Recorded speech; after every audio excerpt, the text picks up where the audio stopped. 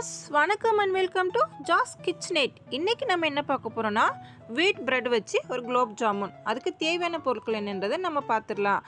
Wheat bread வந்துட்டு ஒரு 6 slice, milk 1/4 cup, salt ஒரு பிஞ்சளவு, சுகர் வந்துட்டு ஒரு 2 கப்பு, ஏலக்காய் 2, தண்ணீர் 2.5 கப், அதாவது 750 ml.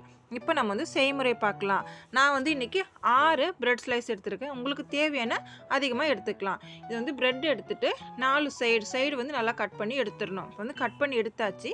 இதை ஒரு மிக்ஸி ஜாரில் மாற்றிட்டு வந்து நல்லா அரைச்சி எடுத்துக்கணும். இப்போ வந்து அரைச்சி எடுத்தாச்சு. இப்போ வந்து இதுக்கு தேவையான அளவு பால் ஊற்றிட்டு நம்ம வந்து இதை உப்பு சேர்த்துட்டு வந்து நம்ம வந்து நைஸாக பிசைஞ்சு எடுத்துக்கணும். நைஸாக நல்லா வந்து லைட்டாக பிசையணும். வந்து நம்ம ஹார்டாக பிசையக்கூடாது, லைட்டாக பிசையணும். அப்போ தான் நமக்கு குலோப் ஜாமுன் வந்து நல்லா வரும். இப்போ வந்து லைட்டாக பிசைஞ்சாச்சு.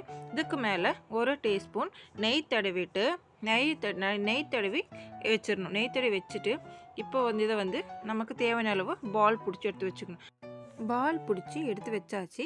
இப்போது இதை வந்து நம்ம ஃப்ரை பண்ணணும்.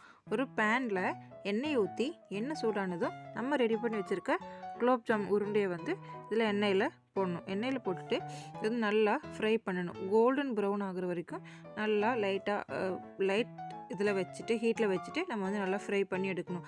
இது இப்போ வந்து நல்லா ஃப்ரை பண்ணியாச்சு. இப்போ வந்து ஒரு தட்டில் எடுத்து வச்சிடலாம். தனியாக இதை எடுத்து வச்சுட்டு இப்போ வந்து நம்ம சுகர் சிரப்பை ரெடி பண்ணணும். அதுக்கு ஒரு பாத்திரத்தில் 2.5 கப் தண்ணி ஊற்றி 2 கப்பு சர்க்கரை போட்டிருக்கேன். 2 கப் சர்க்கரை போட்டுட்டு சர்க்கரை வந்து நல்லா கொஞ்சம் கரையணும்.